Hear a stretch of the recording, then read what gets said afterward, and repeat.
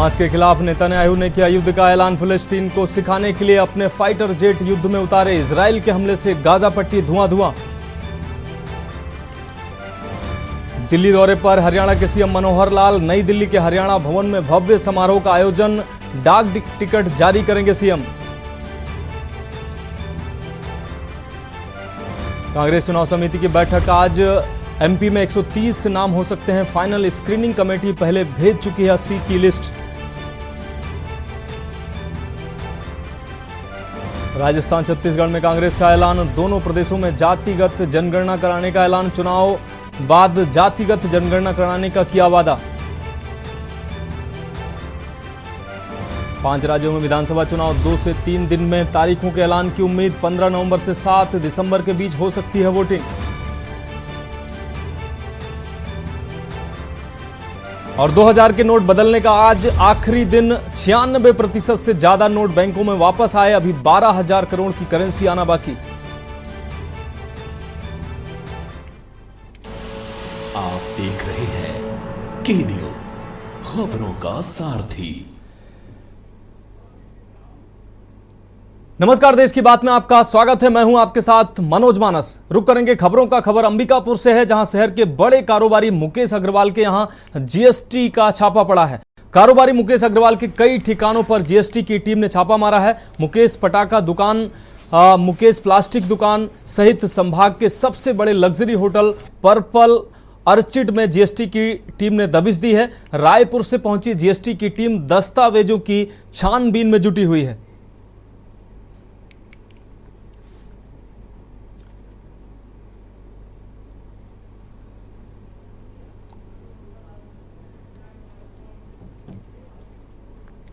अब बात अगली खबर की। बेमेतरा विधानसभा क्षेत्र के ग्राम पंचायत कुम्हीगुड़ा में समूह जल प्रदाय योजना के तहत करीब 85 गांव वालों को बड़ी सौगात मिली है, जहां मुख्य अतिथि पंचायत शिक्षा जल संसाधन मंत्री रविंद्र चौबे एवं विधायक आशीष छाबड़ा के हाथों हुआ। 107 करोड़ से भी ज्यादा की राशि का भूमि पूजन।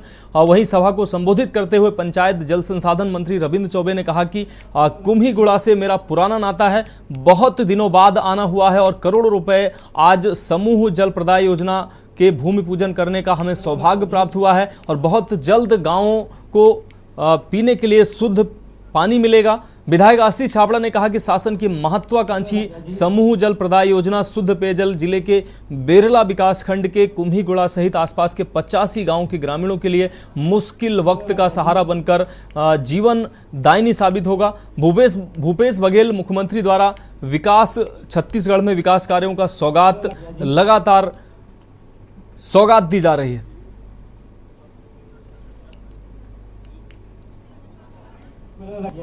में एक सामूहिक जल प्रदाय योजना स्वीकृत हुई है लगभग 107 करोड़ रुपए की राशि से, जिससे 85 ग्रामों को यहां से फायदा मिलना है, यहां से पानी जाना है। शुद्ध पेयजल की व्यवस्था सरकार के माध्यम से की जा रही है। कुछ देर पहले ही माननीय कृषि मंत्री हमारे रविंद्र चौबे जी के जो वरिष्ठ हमारे छत्तीसगढ़ शासन के मंत्री हैं, उनकी उपस्थिति में भूमि पूजन का कार्यक्रम संपन्न हुआ। शुद्ध पेयजल हर जनता को मिले, घर में नल के माध्यम से जल पहुंचाने की व्यवस्था माननीय मुख्यमंत्री भूपेश बघेल जी के माध्यम से पीएचई विभाग के माध्यम से छत्तीसगढ़ सरकार कर रही है। अब बात अगली खबर की। खबर बिलासपुर से है, जहां निर्बल इंडियन शोषित हमारा आम दल निषाद पार्टी के राष्ट्रीय सचिव व छत्तीसगढ़ प्रदेश प्रभारी संजय सिंह राजपूत ने साफ संदेश दिया है कि अगर भाजपा की ओर से समर्थन नहीं मिला तो आगामी विधानसभा में पार्टी 41 सीटों पर अपने उम्मीदवार खड़ा करेगी। बिलासपुर प्रेस क्लब में शनिवार को प्रेस कॉन्फ्रेंस के दौरान प्रदेश प्रभारी संजय सिंह राजपूत ने कहा कि मछुआ समाज की जनसंख्या प्रदेश में तकरीबन 27 लाख है। समाज में 16 जातियों का समावेश है, जिनकी अलग अलग विधानसभा सीट पर संख्या 20,000 से 65,000 तक है। उन्होंने कहा कि केंद्र सरकार में निषाद पार्टी भाजपा के साथ गठबंधन का हिस्सा है। इसके बाद भी प्रदेश में सीटों के बंटवारे में पार्टी को निराशा ही हाथ लगी है। प्रदेश की कांग्रेस सरकार घोटाले की सरकार है। इस सरकार को बदलने के लिए पार्टी भाजपा के साथ कदम से कदम मिलाकर चलना चाहती है, लेकिन भाजपा इस बार भी पार्टी को टिकट देने में भेदभाव करती है, तो विधानसभा चुनाव में 41 सीटों पर निषाद पार्टी के प्रत्याशी उतारे जाएंगे। इसी के साथ मैं आप सभी निर्बल इंडियन शोषित हमारा आम दल उत्तर प्रदेश में जो है निषाद समाज के लिए उनकी जो मछुआ नीति है उस पर काम कर रही है, जो शिक्षा नीति है, जो केंद्र की योजना है उस पर काम कर रही है। ये छत्तीसगढ़ प्रदेश जो है नदियों का प्रदेश है, जहाँ पे इस समाज के लोग नदियों किनारे रहते हैं। तो हम प्रदेश में जो है ऐसे लोग जो नदियों किनारे रहते हैं, उनके शिक्षा का अभाव है, उसकी लड़ाई लड़ रहे हैं और उनके हक के और मान सम्मान के लिए उनको शिक्षा मिल सके, उनको रोजगार मिल सके, उनकी लड़ाई लड़ने काम कर रहे हैं। और साथ में जो देश जब आजाद हुआ था, संविधान बना था, इस समाज को छत्तीसगढ़ में एसटी का दर्जा प्राप्त हुआ था। लेकिन बीच के जो कांग्रेस की सरकार थी केंद्र की 1972 में, इस समाज को जो है सरकार ने जो है एसटी से हटाकर ओबीसी में करने काम किया है, उसकी लड़ाई लड़ने काम कर रहे हैं। रुक करेंगे अगली खबर का। भिलाई के सुपेला क्षेत्र में इन दिनों सट्टा खेलने और खिलाने वालों के हौसले बुलंद नजर आ रहे हैं। उन्हें प्रशासन का डर बिल्कुल नहीं है, जबकि यह जिला प्रदेश के मुख्यमंत्री और गृह मंत्री जैसे बड़े नेताओं का क्षेत्र है। यहां से एक वीडियो तेजी से वायरल हो रहा है इन दिनों, जिसमें सट्टेबाज और सट्टा खिलाने वाले वीडियो में साफ साफ बोल रहे हैं कि हमें किसी का डर नहीं है। सुपेला क्षेत्र में जगह जगह जुआ और सट्टा चल रहा है। अगर कार्रवाई हुई तो ज्यादा से ज्यादा 151 की कार्रवाई होगी, जिसमें हम एक ही दिन में आपको छुड़ा लेंगे। जबकि इस वीडियो में जो शख्स नजर आ रहा है वो शैलेंद्र वर्मा उर्फ एसके नाम से फेमस है, जो सट्टे के कारोबार में पूरी तरह से लिप्त है। इसके खिलाफ कई प्रकरण भी दर्ज हैं। हालांकि चैनल इस वीडियो की आधिकारिक पुष्टि नहीं करता है। हाँ ठीक है ना, जब जो आदमी कर्म करता है दिखता है तो क्या लेगा। एक वीडियो कुछ दिन से वायरल हो रही थी, जिसको संज्ञान में लिया गया। वीडियो के संज्ञान में मुक्ति लगाई गई थी। मुक्ति से पता चला कि शैलेंद्र कुमार वर्मा, जो बंधन तालाब निवासी है, उसके द्वारा कंटिन्यू सट्टा खिलाया जा रहा था। उसके पर वैधानिक कार्रवाई करते हुए रिमांड पर भेजी जा रही है। तो पूर्व पता चला कि पूर्व आतंकन अपराधी है, इसके खिलाफ और पूर्व में अपराध पंजीबद्ध की जाती है। अब बात अगली खबर की। खबर बिलासपुर से है, जहां छत्तीसगढ़ से होकर गुजरने वाली ट्रेनों के रद्द होने का सिलसिला लगातार जारी है। रेलवे अलग अलग कारणों से ट्रेनों को रद्द कर रहा है, जिससे यात्रियों को खासी परेशानी का सामना करना पड़ रहा है। ट्रेनों के लगातार रद्द होने से पैसेंजर को या एक्सप्रेस हो या पैसेंजर ट्रेनें हो, ट्रेनों की गिनती कि यात्री ही नजर आ रहे हैं ट्रेनों में। वहीं यात्री व ट्रेनों की संख्या कम होते ही जोनल स्टेशन के स्टॉल संचालकों की चिंता भी बढ़ गई है। स्टॉल संचालक स्टॉल बंद करने को मजबूर हो रहे हैं। स्टॉल फूड प्लाजा व जन आहार केंद्रों में ग्राहक नहीं पहुंच रहे हैं। हालात यह है कि लाइसेंस शुल्क तक नहीं निकल पा रहा है। स्टेशन के स्टॉलों पर काम करने वाले सैकड़ों कर्मचारी इससे प्रभावित हो रहे हैं। रेलवे स्टेशन में जन आहार समेत कई स्टॉल संचालकों ने रेलवे के अधिकारियों को आवेदन देकर किराए की राशि में कमी करने की भी मांग की है। लगातार ट्रेनों के रद्द होने से यात्रियों में भी रेलवे के खिलाफ काफी रोष व्याप्त है।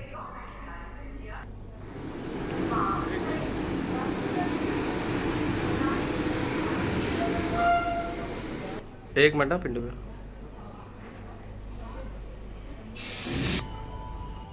दक्षिण पूर्व मध्य रेलवे में विकास के काम बहुत तेज़ी से हो रहे हैं, जिसमें कि अभी झारसूरा से लेकर बिलासपुर की चौथी लाइन और नागपुर से लेकर के राजनांदगांव की तीसरी लाइन का काम चल रहा है। इसके साथ ही साथ कटनी से लेकर अनूपपुर तक तीसरी लाइन का ही कार्य चल रहा है। इसके अतिरिक्त जो अपने ऑटोमेटिक सिग्नलिंग सिस्टम का कार्य होता है वो भी चल रहा है। तो इन सब को देखते हुए और जो यह विकास काम जो बिलासपुर जोन में या दक्षिण पूर्व मध्य रेलवे में चल रहा है, वही कार्य अन्य रेलवे में भी किया जा रहा है। और इसी के चलते अभी जो ट्रेनें कुछ प्रभावित हुई है विकास कार्य के चलते, उसमें लचकुरा में, बिलासपुर डिवीजन के लचकुरा में 2 से 18 अक्टूबर तक 5 पेयर ट्रेन कैंसिल हुई है। वो विभिन्न दिनों में अलग अलग ट्रेनें कैंसिल हैं। इसी तरह सीकेपी डिवीजन में, चक्रधरपुर डिवीजन में राउरकेला में यार्ड रिमॉडलिंग और एनआई का वर्क चल रहा है। रुक करेंगे अगली खबर का। खबर बिलासपुर से, जहां छत्तीसगढ़ से होकर गुजरने वाली ट्रेनों के रद्द होने का सिलसिला लगातार जारी है। रेलवे अलग अलग कारणों से ट्रेनों को रद्द कर रहा है, जिससे यात्रियों को खासी परेशानी हो रही है। ट्रेनों के लगातार रद्द होने से पैसेंजर हो या एक्सप्रेस ट्रेनें गिनती के यात्री ट्रेनों में नजर आ रहे हैं। वहीं यात्री व ट्रेनों की संख्या कम होते ही जोनल स्टेशन के स्टेशन संचालकों की भी चिंता बढ़ गई है।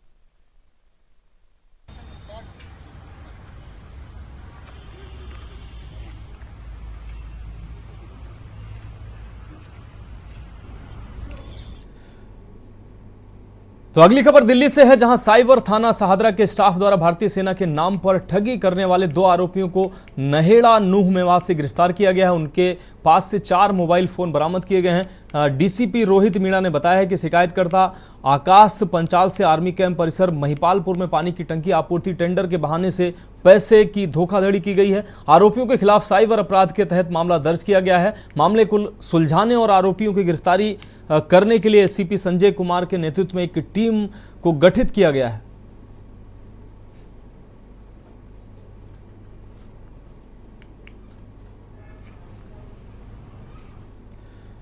अब बात अगली खबर की खबर चंडीगढ़ से है, जहां इंडिया इंटरनेशनल सेंटर में राष्ट्रीय महिला पत्रकार संवाद कार्यक्रम में मुख्यमंत्री मनोहर लाल पहुंचे हैं। इस दौरान उन्होंने इंडिया इंटरनेशनल सेंटर के राष्ट्रीय महिला पत्रकारों के साथ संवाद भी किया है। सीएम मनोहर लाल ने कहा कि मीडिया क्षेत्र में महिलाओं का अहम योगदान है, ये अच्छा संकेत है। महिलाएं इस क्षेत्र में बड़ी भूमिका निभा रही हैं। मीडिया के जरिए समाज में बदलाव लाने में महिलाओं की अहम भागीदारी जरूरी है।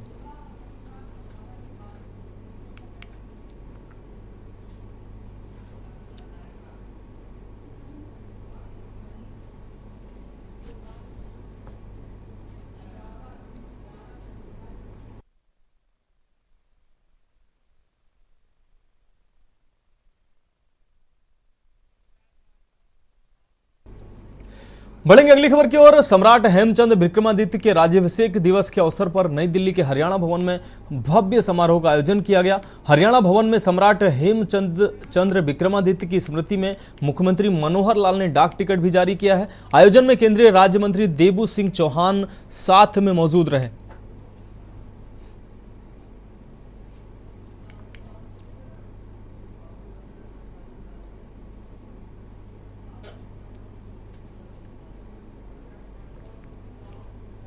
अगली खबर भिवानी से है, जहां लोकतंत्र के चौथे स्तंभ माने जाने वाले पत्रकारिता पर हमले किए जाने के विरोध में विभिन्न सामाजिक संगठनों व विपक्षी दलों के नेताओं ने एकजुट होकर नारेबाजी की है। न्यूज क्लिक संस्थान के पत्रकारों को बगैर कारण गिरफ्तार करने, उन पर देशद्रोह जैसी धाराएं लगाने का विरोध जताया है, जिसके खिलाफ आज इसके साथ ही लोकतंत्र के लिए आवाज उठाने वाले पत्रकारों को जल्द रिहा किए जाने को लेकर राष्ट्रपति के नाम उपायुक्त के माध्यम से ज्ञापन सौंपा गया। आपको बता दें कि सामाजिक संगठनों से जुड़े कामरेड ओम प्रकाश, कमल प्रधान, आम आदमी पार्टी नेता मनीष कामरेड, फूल कुमार, कांग्रेस नेता नरेश तंवर ने कहा कि न्यूज क्लिक के पत्रकारों को गिरफ्तार करना भारत के संविधान व लोकतंत्र पर हमला है। इन लोगों ने स्वतंत्र पत्रकारिता करते हुए सरकार की जन विरोधी नीतियों के खिलाफ आवाज उठाई है। पत्रकारों पर देशद्रोह जैसी गंभीर धाराएं लगाकर उनके लैपटॉप व कंप्यूटर जब्त किए गए हैं।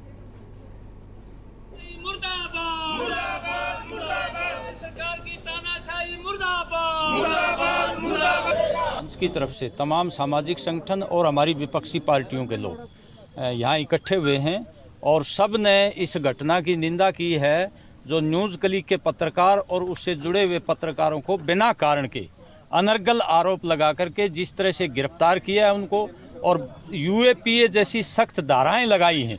ये आतंकवादियों पर धाराएं लगती हैं, उनको इन धाराओं में गिरफ्तार करके उनके लैपटॉप और मोबाइल जब्त किए हैं। ये स्वतंत्र पत्रकारिता पर तानाशाही हमला है। ये संविधान और लोकतंत्र बहुत ही दुर्भाग्यपूर्ण है जो मीडिया के साथ आज होने लग रहा है। हमारा जो चौथा स्तंभ है उसके ऊपर सरकार अपना हंटर चला रही है, अपनी एगोसित इमरजेंसी दिखा रही है। जो भी पत्रकार मोदी सरकार के सामने झुकने से मना कर देता है, उसके ऊपर ईडी और जो पुलिस जो भी है, जिस तरह का भी वो शोषण कर सकते हैं पत्रकारों का, उस तरह से करने का प्रयास कर रहे हैं। स्वतंत्र आवाज़ को दबाने की कोशिश है, चाहे वो विपक्ष हो चाहे कुछ भी हो। जो सरकार मोदी के सामने घुटने टेकने से मना कर देते हैं, जो लोग सरकार उसको कुचलना चाहती है।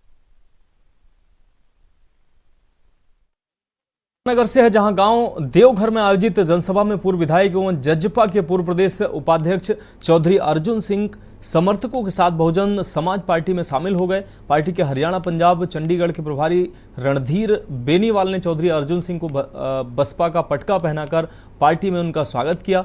पत्रकारों से बात करते हुए अर्जुन सिंह ने कहा कि बसपा उनका परिवार है। अर्जुन सिंह ने कहा कि जजपा में उनको पूरा मान सम्मान मिला, लेकिन वहां पर भाजपा तवज्जो नहीं देती है। उन्होंने कहा कि वह अपने घर वापस आए हैं। इसी गरीब समाज में उनकी राजनीति शुरू हुई थी और इसी गरीब समाज कि पार्टी की वजह से वह विधानसभा पहुंचे थे। उन्होंने कहा कि उन्हीं का कर्ज उतारने के लिए वापस वो बसपा में आए हैं।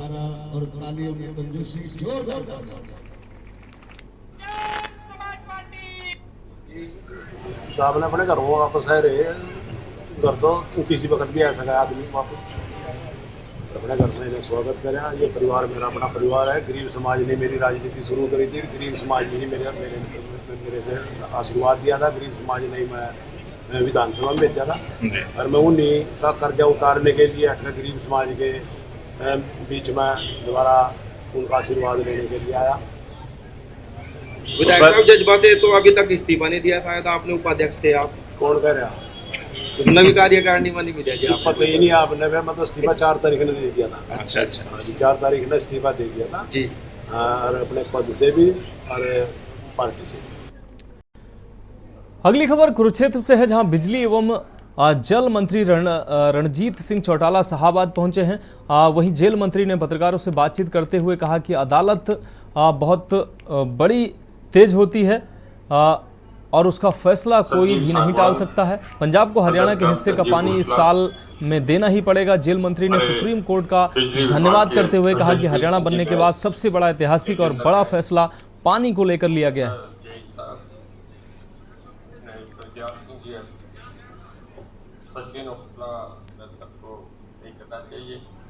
कोई खास बातों की तो मीडिया वाले बैठे हैं, मैं पूछ लें, मैं आपके सवालों का जवाब दे दूंगा।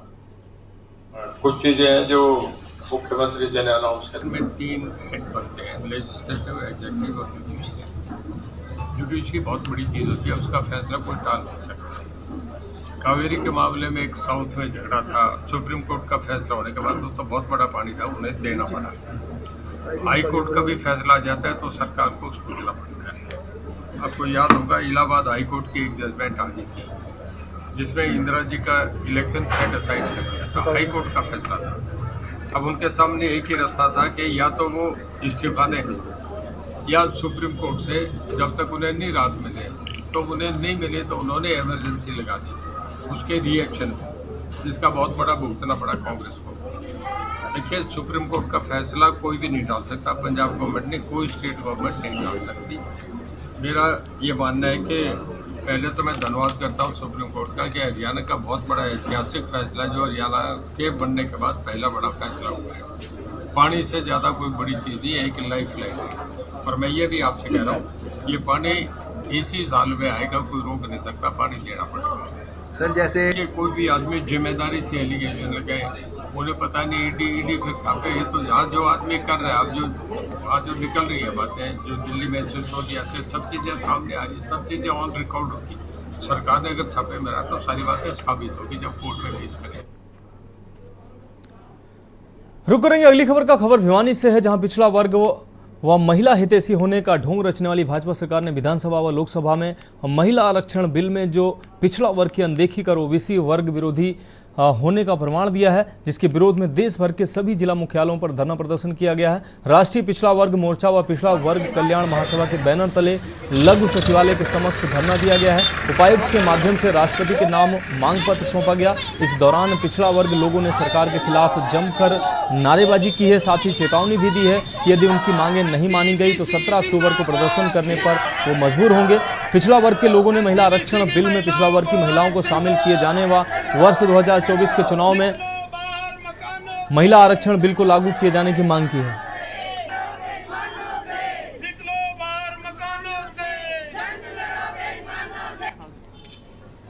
और आज हमारा ये जो प्रोग्राम था, ये हमारे बामसेफ संगठन की तरफ से चरणबद्ध प्रोग्राम था।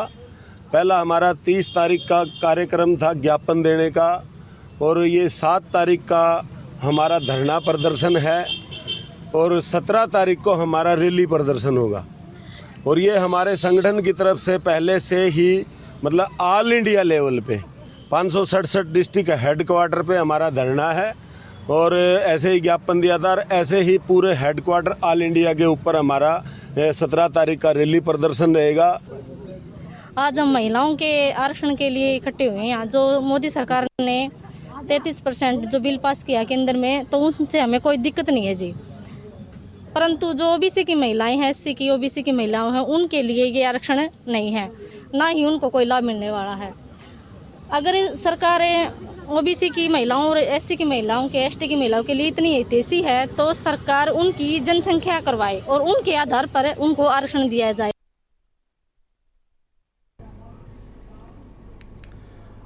अब रुक करेंगे अगली खबर का। खबर अशोक विहार से है, जहां जश्न कैफे में सिटी थाना पुलिस ने शुक्रवार शाम देह व्यापार की सूचना पर रेड की है। पुलिस ने मौके पर एक महिला व कैफे के मालिक को गिरफ्तार किया है। मौके पर एसपी दीपक भी मौजूद रहे। कैफे मालिक नबीन व महिला से पुलिस पूछताछ कर रही है। वहीं दोनों पर केस भी दर्ज कर लिया गया है। सिटी थाना प्रभारी इंस्पेक्टर मनीष ने बताया कि आरोपियों से पूछताछ की जा रही है।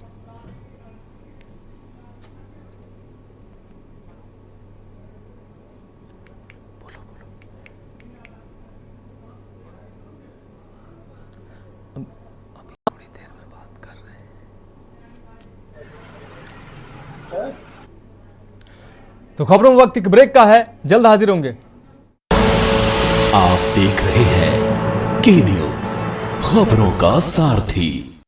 ब्रेक के बाद देश की बात में एक बार फिर से आपका स्वागत है। बढ़ेंगे अगली खबर की ओर। खबर पटियाला से है, जहां हीरा बाग में आए बाढ़ में 8 वर्ष के बच्चे की मौत हो गई थी, जिससे प्रशासन की ओर से परिवार के सदस्यों को मिलकर आश्वासन दिया गया था कि उनको प्रशासन की ओर से पूरा सहयोग दिया जाएगा, वहां उनकी हर परेशानी को दूर किया जाएगा। मगर आज 3 महीने बीत जाने के बाद भी प्रशासन की ओर से किसी भी तरह का कोई भी सहयोग नहीं दिया गया है। परिवार के सदस्यों ने परेशान होकर जिला प्रशासन के खिलाफ नारेबाजी की है और प्रशासन से मदद की गुहार भी लगाई है।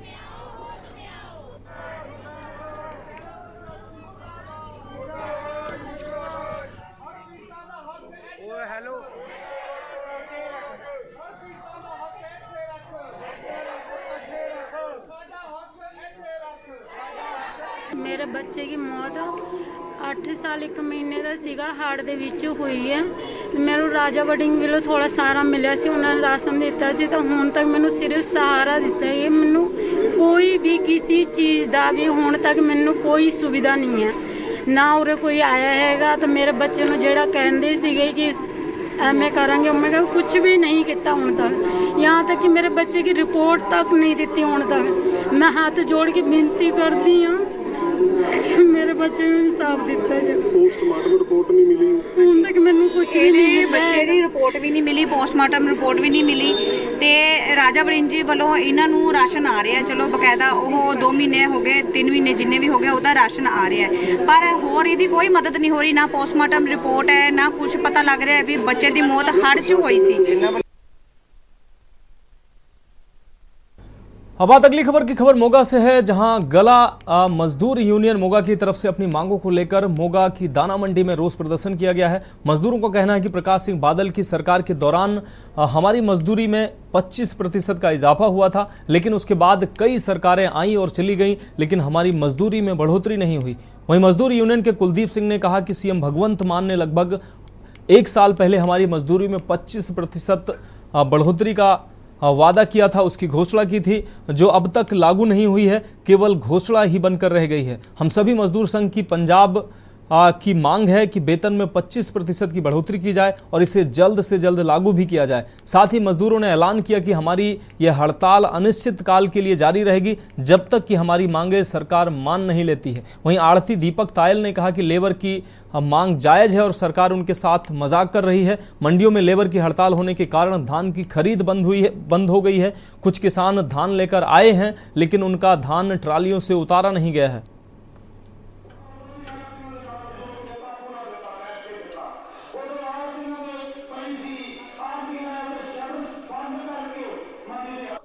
ਇਹ ਜੀ ਸਾਡੇ ਨਾਲ ਸਰਕਾਰ ਨੇ ਕੋਝਾ ਮਜ਼ਾਕ ਕੀਤਾ ਹੋਇਆ ਵਾ ਕਿ ਸਾਨੂੰ 25% ਵਾਧੇ ਦਾ ਕਹਿ ਕੇ ਸਾਡੀਆਂ ਮੰਗਾਂ ਉਹ ਪੂਰੀਆਂ ਨਹੀਂ ਕੀਤੀਆਂ ਗਈਆਂ। 25% ਵਾਧਾ ਨਹੀਂ ਪੂਰਾ ਕੀਤਾ ਗਿਆਗਾ।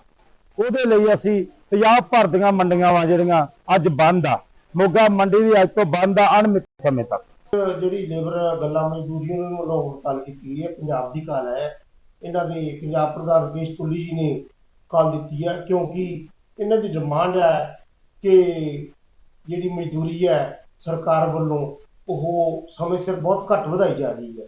ਜਿਸ ਤਰ੍ਹਾਂ ਕਿ ਪਿਛਲੇ ਕਹਿੰਦੇ ਆ ਕਿ ਸਾਡੀ ਘੱਟ ਵਧਾਈ ਹੈ, ਇਹਦੇ ਵਿੱਚ ਘੱਟੋ ਘੱਟ ਕਹਿੰਦੇ 25% ਦਾ ਸਾਡਾ ਵਾਧਾ ਹੋਣਾ ਚਾਹੀਦਾ, ਜਦੋਂ ਕਿ ਸਰਕਾਰ ਵੱਲੋਂ ਸਿਰਫ 13 ਪੈਸੇ ਦੇ ਹੀ ਪ੍ਰਤੀ ਨਗ ਵਾਧਾ ਹੈ, ਔਰ ਨਾ ਇਸ ਤੋਂ ਬਾਅਦ ਜਿੰਨੇ ਵੀ ਕੰਮ ਹੈਗੇ ਆ ਭਾਈਪੁਰੀ ਦਾ ਕੰਮ ਕਾਹਦਾ ਚੱਲਣਾ, ਜਿੰਨੀ ਦੇਰ ਅਨਲੋਡਿੰਗ ਨਹੀਂ ਕੀਤੀ।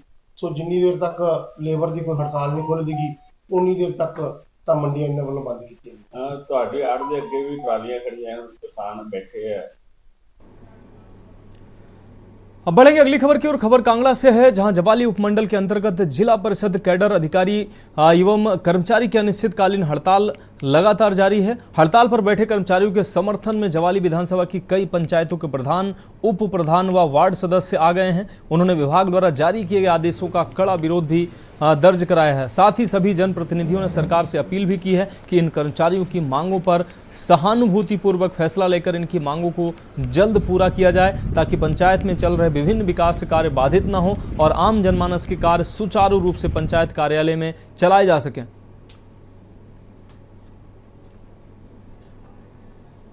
आज हम कार्य विकासखंड नगोटा सूनिया में जो हमारे secretaries, technical assistants, junior engineers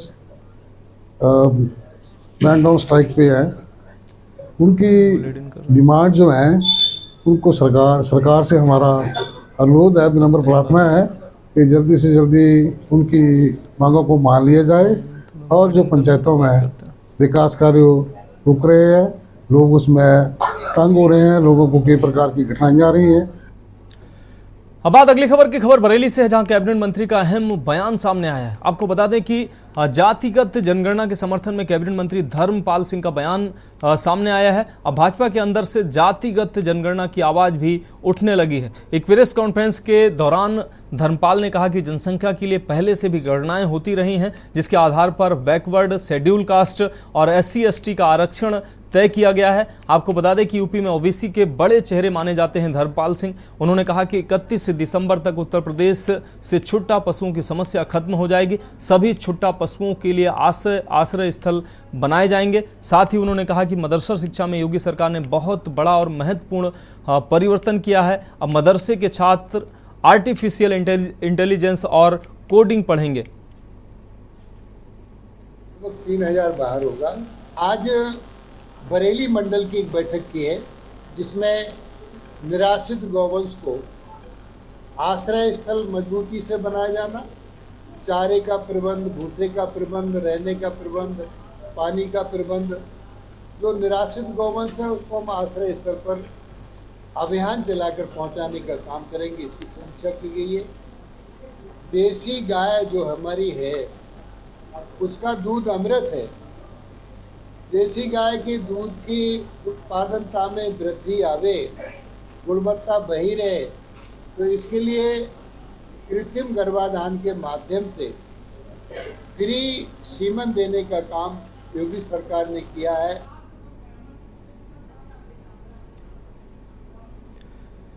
अगली खबर बाराबंकी से है, जहां जिले में खाकी एक बार फिर से गंभीर आरोप में घिरी है। यहां एक व्यापारी ने आरोप लगाया है कि 2 सिपाहियों के साथ मिलकर कोतवाल ने उसे बेल्ट, बूट और लात घूंसों से और पट्टों से जमकर पीटा है। वह लोग उसे तब तक पीटते रहे जब तक वह अधमरा नहीं हो गया। उसके बाद कोतवाल ने उसे लॉकअप में बंद कर दिया। व्यापारी ने बताया कि उसकी गाड़ी में दूसरी गाड़ी ने टक्कर मार दी थी, जिसके बाद उनका दूसरी गाड़ी चला रहे लोगों से विवाद हो गया था। उसी के बाद कोतवाल उसे अपनी गाड़ी में बिठाकर कोतवाली ले गए और अपने चैम्बर में उसके साथ मारपीट की। पीड़ित के मुताबिक उन्होंने बाराबंकी के एसपी से इंसाफ की गुहार लगाई है।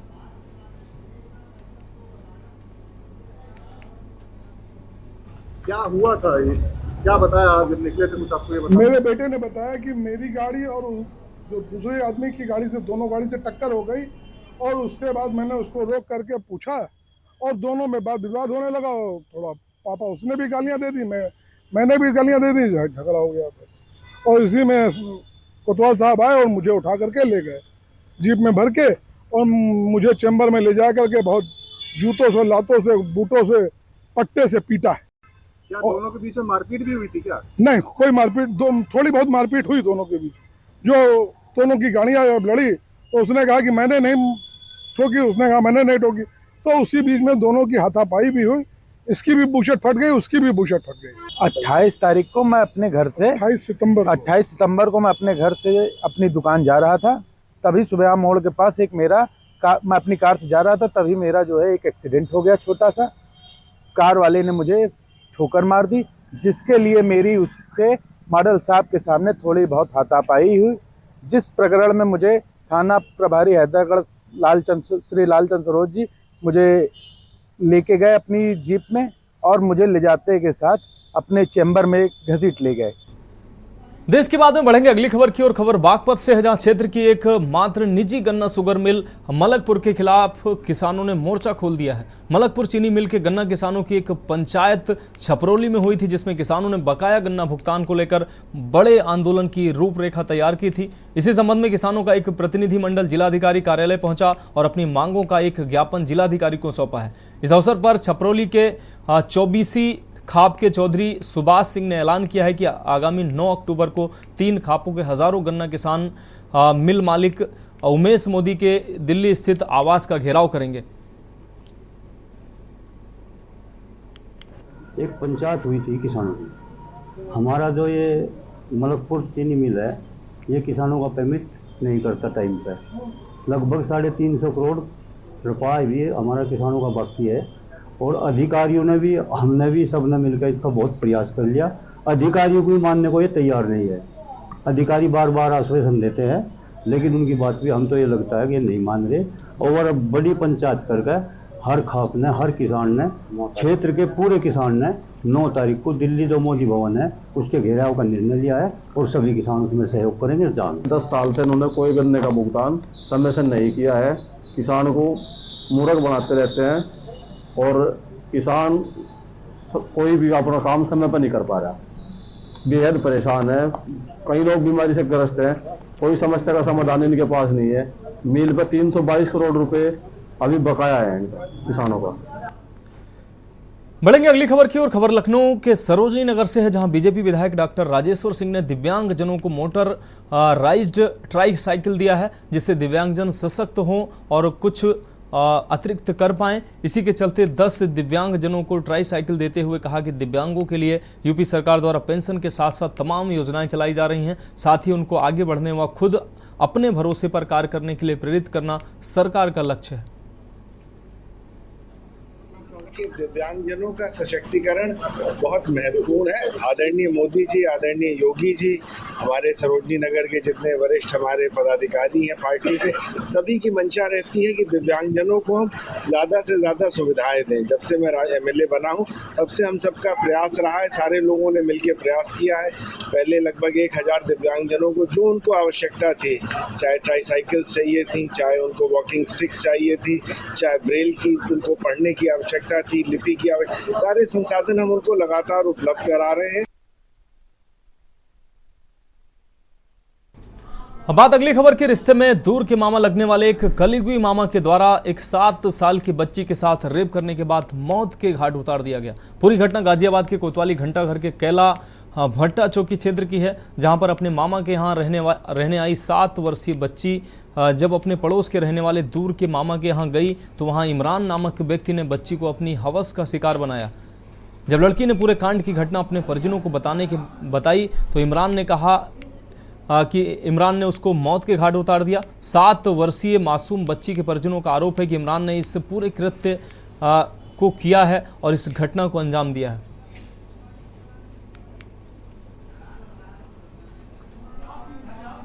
7 वर्षीय भांजी जो कि अपने ननिहाल में पिछले 15 दिनों से आई हुई थी, वह नहीं मिल रही हैं।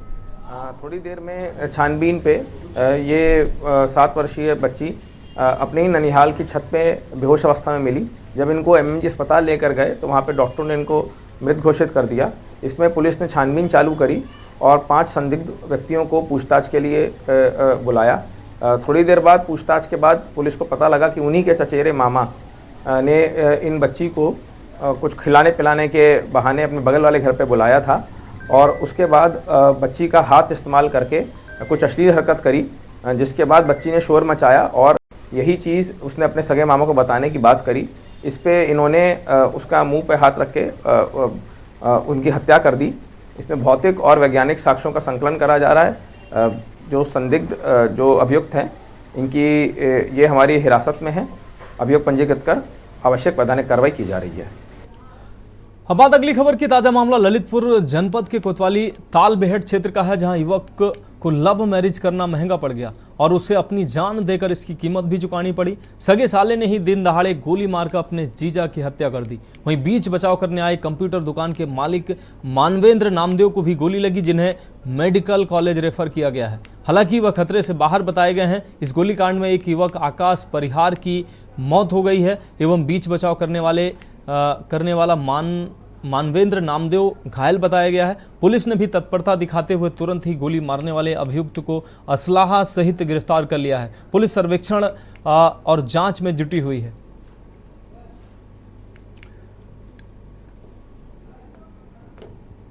रिश्तेदार हैं, इसमें जो है साले ने अपने जीजा को जो है गोली मारी है।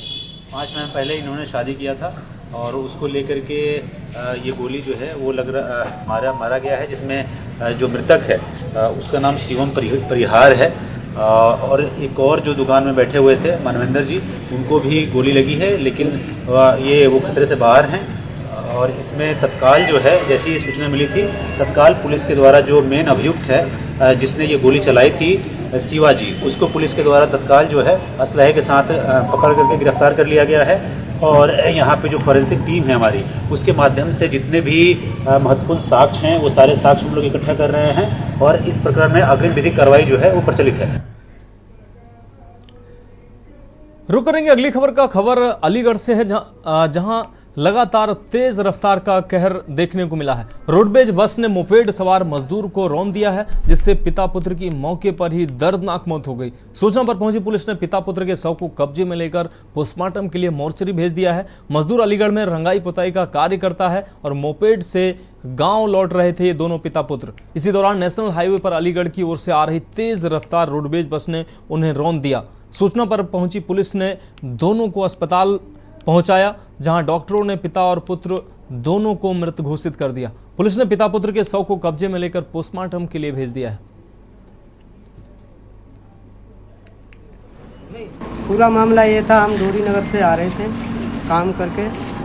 हम तीनों एक ही विक्की से थे। पीछे से रोडवेज वालों ने हमें टक्कर मारी अलीगढ़ से आते समय खेरे पे। कहाँ से रहे थे आप? खेमा से आ रहे थे, अलीगढ़ डोरी नगर से। रुक करेंगे अगली खबर का। खबर शाहजहांपुर से है, जहां स्टेट हाईवे की सड़क जेसीबी से उखाड़ने के मामले में पुलिस ने कई स्थानों पर दबिश देकर 5 आरोपियों को गिरफ्तार कर लिया है। हालांकि अब तक मुख्य आरोपी जगबीर पुलिस के हत्थे नहीं चढ़ा है। इधर पीडब्ल्यूडी ने क्षतिग्रस्त सड़क से हुए नुकसान का आकलन कर डीएम को सूचना दे दी है। इसमें 10,09,000 रुपए के नुकसान का प्राथमिक आकलन किया गया है।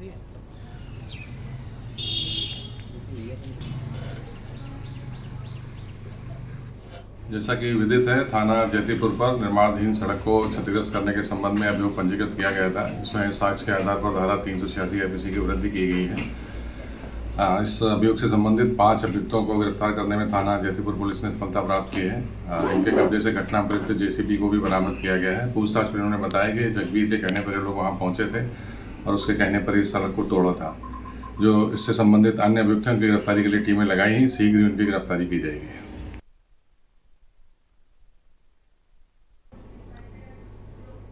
अब बात करेंगे अगले अहम खबर के। उत्तर प्रदेश में लगातार डेंगू के केस बढ़ते जा रहे हैं। पिछले 24 घंटे में पूरे प्रदेश से आए नए डेंगू के मरीजों के आंकड़े की अगर बात करें तो प्रदेश में बढ़ती मरीजों की संख्या ने सूबे में हालात बिगाड़ दिए हैं। शहर शहर मरीज डेंगू और वायरल फीवर से कराह रहे हैं। हालात ऐसे हैं कि ओपीडी में मरीजों की संख्या इतनी ज़्यादा हो गई है कि अब अस्पताल में बैठने की भी जगह नहीं बची है।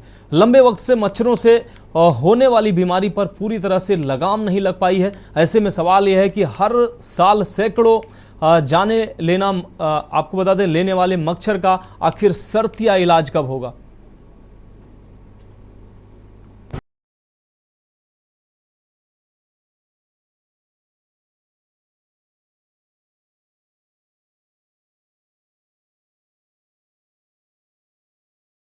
उत्तर प्रदेश बुखार से घबरा रहा है। डेंगू में मामलों में लगातार इजाफा हो रहा है।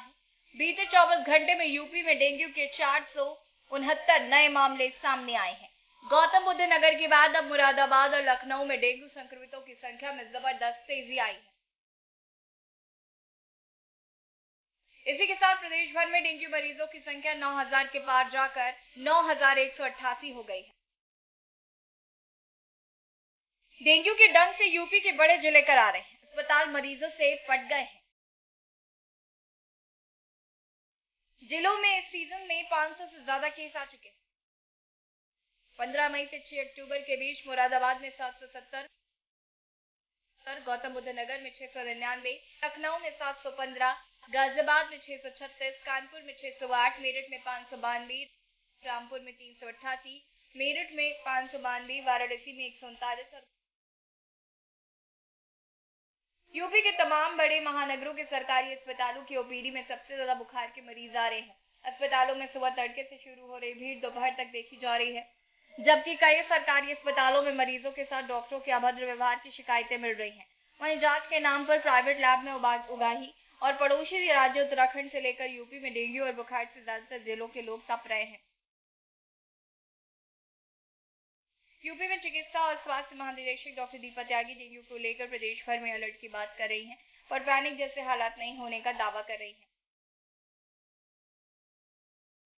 डेंगू बुखार और वायरल बुखार से हालात बदतर हो रहे हैं। शहरों और ग्रामीण इलाकों में एंटी लार्वा के छिड़काव और फॉगिंग के इंतजाम नाकाफी साबित हो रहे हैं। कई इलाकों में अब तक ना ही एंटी लार्वा का छिड़काव हुआ और ना ही फॉगिंग। जिम्मेदारी महज खाना पूर्ति कर जिम्मेदारों से पल्ला झाड़ रहे हैं। ऐसे में सवाल है कि आखिर हर साल चुभने वाले डेंगू के डंक से आखिर पूरी तरह से निजात कब मिलेगी? आखिर मच्छरों से होने वाली डेंगू, चिकनगुनिया जैसे गंभीर बीमारियों के खिलाफ अभियान कब चलेगा? स्पेशल डेस्क के न्यूज़ इंडिया।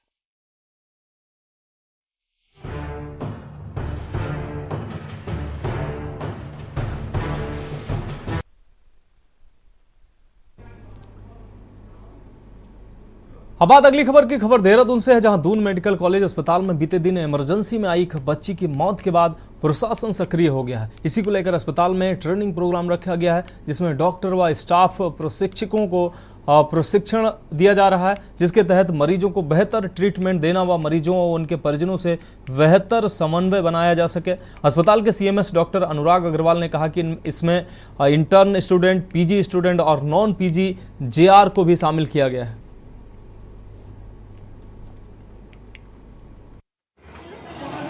हमारे जूनियर डॉक्टर्स होते हैं, जिसमें हमारे इंटर्न्स हैं, स्टूडेंट हैं और हमारे पीजी स्टूडेंट हैं, प्लस नॉन पीजी जेआर्स हैं। तो इनको समय इनके एक टीचिंग शेड्यूल रहता है।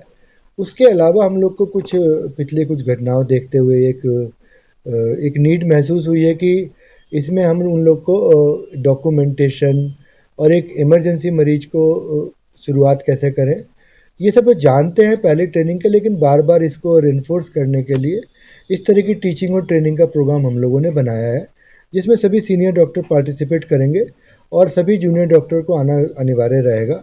और इसमें हम लोग उनको एक गंभीर मरीज को किस तरह से शुरुआत करें और आखिर में हम किस तरह से, अगर हमारे पास कुछ लिमिटेशन हैं तो वो किस तरह मैनेज किया जा सकती हैं, तो इस तरह की बारीकियों से उनको एक जानकारी दी जाएगी।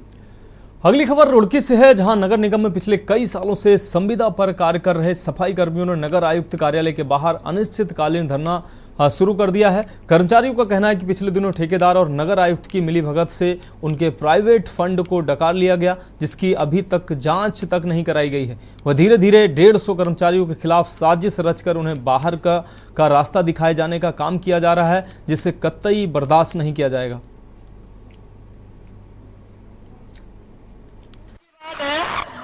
क्योंकि बोल रहा हूँ, हमारा 8-9 महीने से अपने नगर आयुक्त को और सहायक नगर आयुक्त को मांग पत्र देते आ रहे हैं कर्मचारी समस्या के लिए।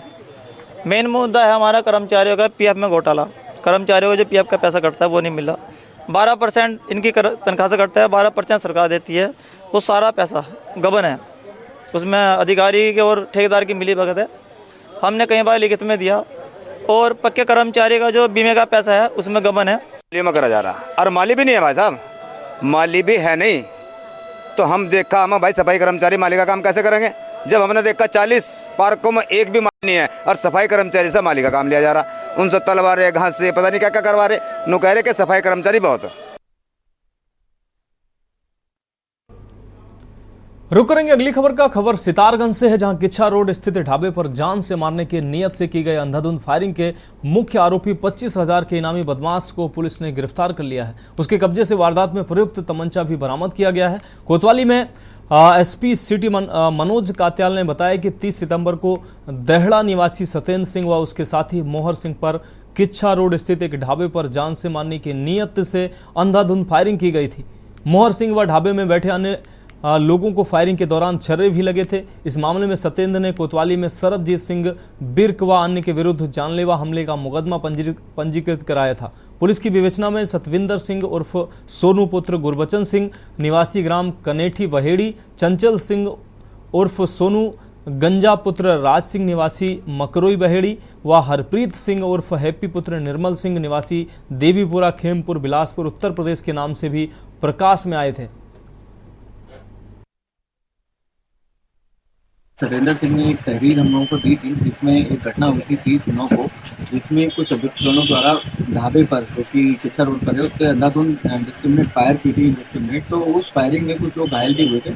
तो बहुत ही सनसनीखेज घटना थी। तो उस पर तत्काल संज्ञान लेते हुए हमने सुसंगत धाराओं में इसमें अभियोग पंजीकृत किया और इसमें जो भी एक्यूज इन्वॉल्व थे उनके अनावरण के लिए सीओ किच्छा के नेतृत्व में और एसएचओ सितारगंज और एसएसआई सितारगंज के नेतृत्व में हम लोगों ने टीमें गठित की और इन टीमों ने काफ़ी मेहनत करते हुए इसमें इलेक्ट्रॉनिक सर्विलेंस और मैनुअल इंटेलिजेंस गैदर किया। तो इसमें से एक मुख्य अभियुक्त को जो है गिरफ्तार करने में हम लोगों ने सफलता हासिल की है और इनसे घटना में प्रयुक्त एक तमंचा भी बरामद हुआ है और इस अभियुक्त पर पूर्व से ही 25,000 रुपये का इनाम घोषित था और इस घटना में जो बाकी एक्यूज इन्वॉल्व है उनकी भी हम लोग तलाश कर रहे हैं, उनकी भी।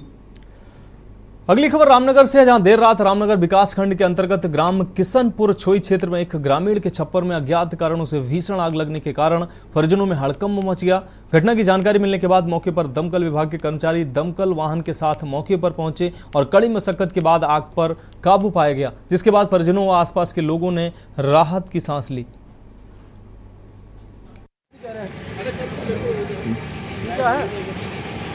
कल रात 2:11 पे एमडीटी में सूचना आई थी कि किशनपुर छोई में छप्पर में आग लगी है। तो तत्काल प्रभाव से एक बड़ी गाड़ी लेके वहाँ पहुँचे। वहाँ जाकर देखा कि उनका छप्पर जिसमें भूसा था, एक कट्टा खाद का रखा था, बराबर में उसके 3 साइड पड़ा था जिसमें जानवर बंधे थे, लेकिन वो जानवर पहले उन्होंने निकाल लिए थे। उसके ऊपर पुआल थी, उसमें भी लगी थी। तो उसको तुरंत कार्रवाई करते हुए पूरे आग को बुझाकर वापस आए। सर नुकसान का क्या है? नुकसान ज़्यादा नहीं है, बस भूसा थोड़ा सा और वो छप्पर जो जला है, एक कट्टा खाद जला है। अब बात अगली खबर की। खबर रामनगर से है, जहां हम सब कहीं ना कहीं हंटिंग कर रहे हैं। इस संदेश के साथ वेस्ट वॉरियर्स संस्था कारबेट के आसपास के क्षेत्र में फेंके गए प्लास्टिक के रेपर्स बॉटल्स को उठाने वाली संस्था और प्लास्टिक वाला नाम से मशहूर मानवीर ने एक संदेश दिया है। मानवीर का कहना है कि हम सब वन्य जीवों को मार रहे हैं। पहले बंदूकों से किलिंग होती थी, आज प्लास्टिक से वन्य जीवों की जान ली जा रही है। सिंगल यूज प्लास्टिक का उपयोग होता रहा तो आने वाले समय में हम प्लास्टिक के ही वन्यजीव देख पाएंगे। इस संदेश के साथ संस्था ने 3 प्लास्टिक से बनाए टाइगर कारबेट प्रशासन को वन्यजीव प्राणी सप्ताह के कार्यक्रम में भेंट किए। कि जो लोग यहाँ आए वो कम से कम इन्हें देखें, समझें कि प्लास्टिक पोल्यूशन से क्या नुकसान जानवरों का हो सकता है। तो ये एक बहुत अच्छा प्रयास है। वेस्ट वॉरियर इसके लिए साधुवाद के पात्र हैं। ये जो टाइगर है वो हमने वेस्ट वॉरियर के साथ मिलकर बनाया है, जिसमें पर्यावरण शक्तियों ने हमारी मदद की है और रॉयल एनफील्ड की मदद से पूरा जो प्रोजेक्ट है कंप्लीट किया गया है। तो इसमें हम सस्टेनेबल टूरिज्म को बढ़ावा दे रहे हैं कि टूरिस्ट आएंगे, यहाँ पर टाइगर देखेंगे तो उनकी डिजायर ये रहेगी कि टाइगर को कैसे देखा, टाइगर को देखना है, फिर उसके बाद आगे का क्या। क्योंकि कई बार हम अनसस्टेनेबल टूरिज्म फॉलो करते हैं, पैकेट लिया और थ्रो कर दिया, इधर उधर फेंक के चले जाते हैं। देखिए, ये वेस्ट वॉरियर संस्था द्वारा 3 टाइगर प्लास्टिक से बनाए गए हैं। देखिए, प्लास्टिक पोल्यूशन एक बहुत बड़ी समस्या के रूप में हमारे सामने आ रहा है और वर्तमान में जो सिंगल यूज प्लास्टिक है उसका प्रयोग पूर्ण रूप से प्रतिबंधित है। और इसके बाद भी अगर आप देखें रामनगर के आसपास जो नेशनल हाईवेज हैं उनके आसपास के वन क्षेत्र हैं उनमें बहुत ज़्यादा प्लास्टिक स्थानीय टूरिस्ट के द्वारा भी और अन्य लोगों के द्वारा भी फेंका जा रहा है। तो इस बात को ध्यान में रखते हुए एक मैसेज देने का प्रयास है कि प्लास्टिक पोल्यूशन से कितना बड़ा नुकसान हो सकता है। जो लोग इस गेट से गुजरेंगे वो ये जो टाइगर है वो हमने वेस्ट वॉरियर के। तो देश की बात में अभी के लिए मेरे साथ इतना ही। मुझे दीजिए इजाजत और आप देखते रहिए के न्यूज इंडिया। आप देख रहे हैं के न्यूज, खबरों का सारथी।